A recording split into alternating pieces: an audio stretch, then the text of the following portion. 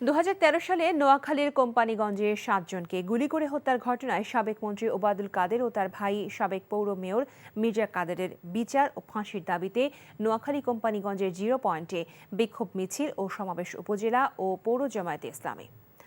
উপজেলা জামায়াতের আমির অধ্যক্ষ বেলায়েত হোসেনের সভাপতিত্বে এবং পৌর জামায়াতের আমির মোশাররফ হোসেনের সঞ্চালনায় উক্ত সমাবেশে প্রধান অতিথির বক্তব্য রাখেন নোয়াখালী জেলা জামায়াতের আমির মাওলানা ইসহাক খন্দকার।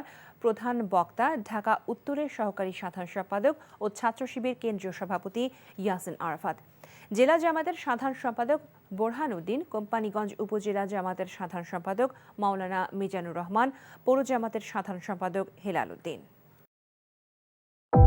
ভালোবাসার প্রথম শর্ত বিশ্বাস, যেটা আমার প্রতি কখনোই তোমার ছিল না। আমি তোমাকে বিয়ে করতে চেয়েছিলাম।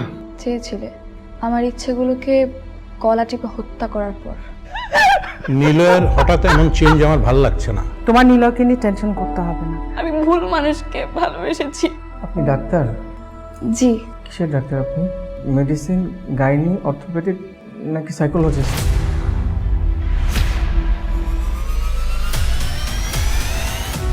ভাইয়া খুব ইন্ট্রোভার্ট। ভাইয়াকে নেশার জগৎ থেকে ফিরিয়ে আনতে হবে। আমার মনে হয় কি তোমার রেগুলার অফিসে বসা উচিত। সব তোকে সামলাতে হবে। এরকম কেস না দিন দিন বেড়েই চলেছে।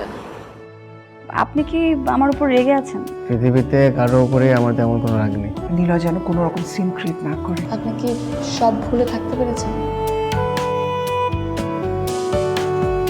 প্রেম এবং ভালোবাসা খুব পবিত্র, সস্তা কোনো কিছু না।